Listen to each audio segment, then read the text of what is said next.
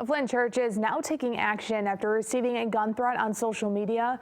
People's Church of Flint canceled its Sunday service, and now their senior reverend is calling for stronger communication and support from city leaders. Mid-MichiganNow's Andrea Flores brings us the latest. People's Church has served the Flint community for generations, but this weekend its doors were shut, not because of lack of faith, but because of a serious threat. The church tells me it started with what seemed like a normal Friday morning Facebook post, just a photo of a sunrise.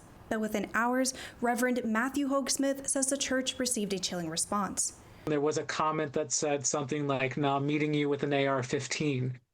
Something like that. Once we received this and once I read it, we immediately filed a police report. Reverend Hoagsmith says Flint police reassured him there would be patrols in the area. However, he didn't hear from them until Saturday night, and he tells me that's too late to guarantee the safety of his congregation. And I remember talking to someone and talking about the death threats, and someone said, "Well, welcome to Flint." But this shouldn't be a welcome to Flint. This should be our communities coming together to saying, no, this will not happen again in the city of Flint. Reverend Hoagsmith brought his concerns directly to Flint City Council, saying the threats and the lack of clear communication from city leaders have left him struggling. We have not heard one thing from the police department. We have not heard one thing other than one sergeant. This cannot be the normative where these people are giving death threats. None of you should have to deal with that. None of us should have to deal with it. We are above this. Council members expressed sympathy and support, with some urging the church to consider new safety measures. According to the law, you can allow someone in your congregation to carry with permission of the church.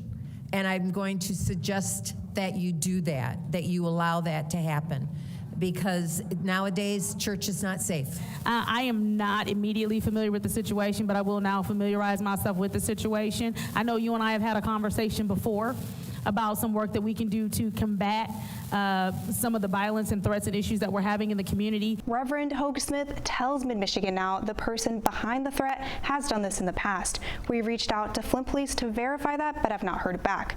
For now, People's Church says worship will resume this Sunday with armed security in place. Stay with Mid-Michigan Now on air and online as we continue to follow this developing story.